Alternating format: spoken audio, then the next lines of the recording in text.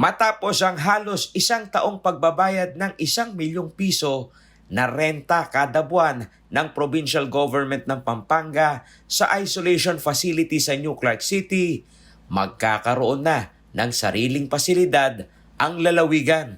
Ang 3 gusali na ito na may 2 palapag ay armado ng closed-circuit television camera o CCTV. Nakagaya ng isolation facility sa New Clark City, dito kahit limitado ang health personnel ay tiyak umanong mababantayan ang kondisyon ng mga sumasailalim sa quarantine period.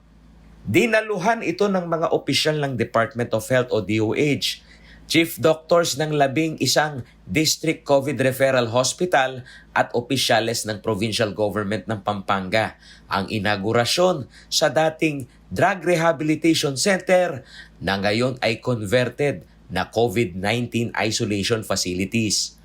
Ayon kay Pampanga Governor Dennis Pineda, di hamak na mas maganda ito na nabubukod ang mga Kapampangan kaysa sa pasilidad ng national government na hindi nila kontrolado. That's why inactivate ko na to ngayon para kung ano man mangyari yung mga Kapampangan, maganda yung facilities na pupuntahan, puro Kapampangan lang ang magkakasama. Nilinaw ni Pineda na higit silang makatitipid sa maintenance at operational cost ng Mexico Isolation Facility na may 215 bed capacity.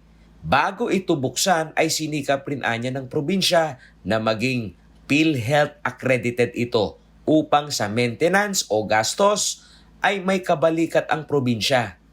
Makakatipid ba tayo nito na sarili na natin yung isolation facility kumpara doon sa nangungupahan tayo, tig 1 billion pala kada buwan sa NGAC, ano? In a way, makakatipid tayo kasi wala na tayong lease. Kung titignan natin, wala na. More on operation na lang, but PhilHealth naman tayo, accredited naman tayo. So makakuha tayo ng share sa PhilHealth. May wifi, fully air-conditioned at sinisikap rin umano ng provincial government ng Pampanga na magkaroon ng pasilidad na lampasan ng hangin para hindi mainip at mabawasan ang anxiety level ng mga pasyente rito. Do we encourage them na may common place na para at least alam mo na may anxiety, yung level of anxiety? Yes, alam ko po magkakaroon po sila ng mga tree planting dito, mga activities, but it will help them, no, hindi sila mabore kasi 14 days pa rin naman ang quarantine. Ayon kay Dr. Dax Tidula, ang Isolation Incident Chief ng Provincial Government ng Pampanga, bukod pa rito ay inihahanda na rin nila ang pagbubukas ng pangalawang isolation facility sa Lubao, Pampanga na may higit 150 bed capacity.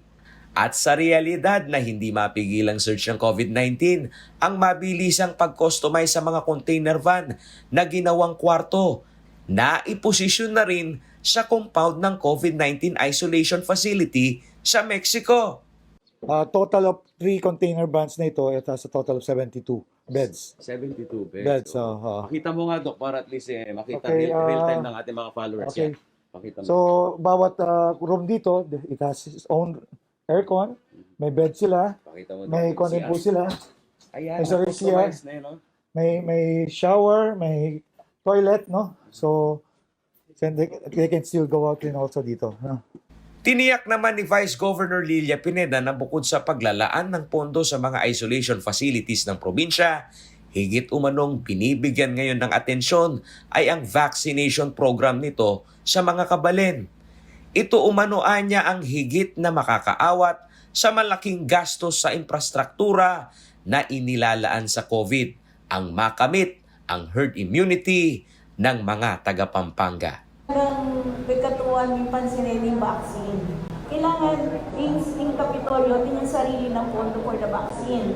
Siyempre, national government, kailangan na nakatamang paborin natin yung pondo, pero kailangan ASAP, yung mismong provincial government, dinan mo yung pondo para panyali ng vaccine. Kasi, yan na ang gawan yung mag-release 100 million para ketang kayang pamag-manage kay COVID, ang kapilan. Paulo G. Santos, CLTV News.